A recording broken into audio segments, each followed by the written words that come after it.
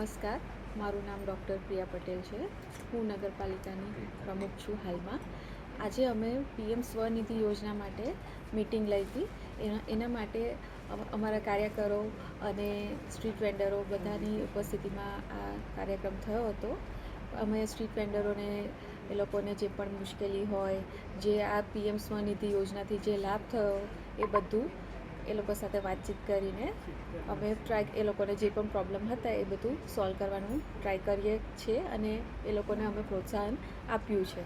આ જે યોજના છે એનું જે બધા તબક્કા છે એને કઈ રીતે એ લોકોને કેશબેક ફેસિલિટી મળી શકે છે, ડિજિટલાઇઝેશન કઈ રીતે કરવાનું અને એ લોકો જો ટાઈમસર જે લોન ભરે તો એમને જે વ્યાજ દરમાં ફાયદો થાય એ બધું એ લોકોને અમે સમજાવ્યું છે અને એ લોકોના અભિપ્રાય પણ લીધા છે.